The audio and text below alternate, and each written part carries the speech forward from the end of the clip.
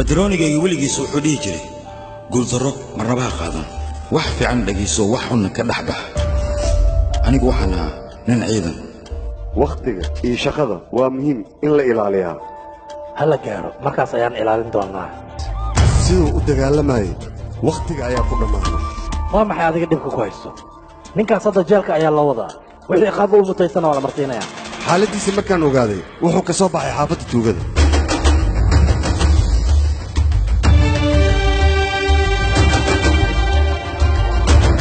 kadib wax badan markii aan fikiray ayaan go'aan gaaray waxaa shaki weyn iiga jira ciidankan nin ka mid ah in la iibsado ninkana waa Major Jebakshi kadibna uu damac qaaday meesha muu dhib kala kulmaa maya marwo sidoo dhib ula kulmaya waa nin ciidan ah uu ku amaanaa wuxuuna dhahaa waxaa rabaa inaan noqdo sida taliyahayga kale marna uma dul qaadanaya in ciidamadeena kalsoonida lagala laabto war isteejiyaan ku dhahay adiga aniga muku balan qaadi kara laakiin waxaan isku daya gacanteeda inaan kugu dilin digniin ayaa doonaysa inaad siiso waadna siisay ciidanaatiin wax isku daydiin wax walba inaa ogaatiin war googla ma tiin ninkaas wax walba isku bedelaa nooc walba iska dhigaa jey aniga waa ku raadiya waana ku helaa taliya ilaa hadda waxaad ilowsan tahay wax walba adiga inaan kaa bartay jey waxaa maqash maxay ahaayeen wax badan ay ahaayeen aniga waxaan wax u qabtaa dadka aan dalkan dan iyo xaaje ka lahayn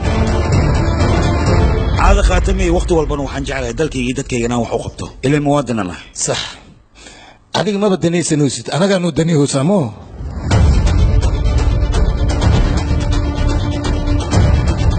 aniga ma ka xumi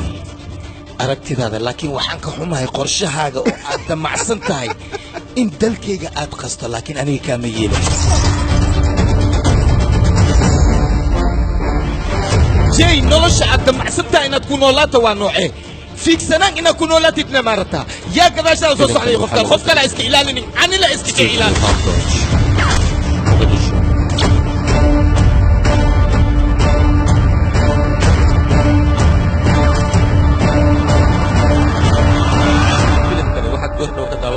نقول يا دكتور وحوير إن عن قدرنا